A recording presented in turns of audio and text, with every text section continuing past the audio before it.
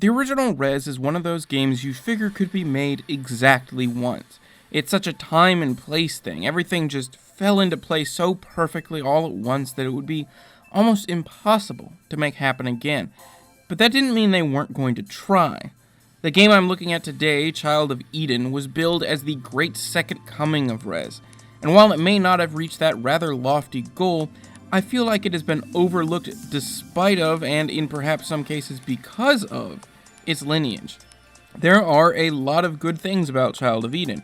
Namely, it really is a spiritual successor to Rez. It maintains the same core lock-on gameplay, its soundtrack is still pretty great, if not as good as Rez's, and it feels, at least in spirit, almost exactly like Rez did. But there were also a lot of mistakes made here. Perhaps the biggest mistake was not made in the game itself, but in the run-up to its release, the decision to market it as attached to the Kinect, which is not only not required to play the game, but as far as I'm concerned, actively the wrong way to play the game. Child of Eden is the spiritual successor to the game that brought us the insane peripheral that is the trance vibrator. Vibration is at the core of these games, and with Kinect, you lose all that. But even worse is the fact that it actively makes the game more difficult. You lose the precision afforded to you by aiming with the thumbsticks, and weirdly enough, playing the level skillfully is somewhat important in Child of Eden. Every level from the third one on is locked behind a required number of stars, which means if you don't immediately catch on to the gameplay and get really good at it, you're going to have to replay a lot of levels. Not only can this be supremely discouraging, but it also disrupts the flow of the game, something else that really made Rez special.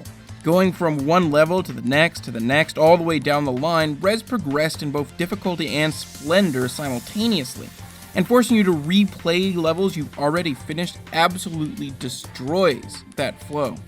Another massive mistake was to remove some of the abstractness of Rez. To be sure, it isn't like Child of Eden's narrative is particularly transparent or comprehensible, but it's clear that a lot more time and effort were put into it than was probably necessary. There's now a lengthy block of text along with some truly weird FMV to accompany it that attempts to convey a story to you. In some ways, it adds to the game's inherent absurdity, but it really just gets in the way, sometimes literally the FMV footage getting spliced into the gameplay. Now at this point, I feel like I should make it clear that I do very much recommend Child of Eden. I've spent most of this review kinda trashing it, and it does have a lot of things wrong with it, especially when directly compared to Rez.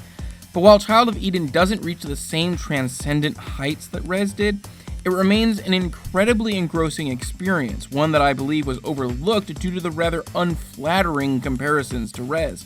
Now, if you've never played Rez before, I absolutely recommend that game over this one. But if you have, and you're looking for more, Child of Eden is a much better experience than most would give it credit for, that even I first gave it credit for.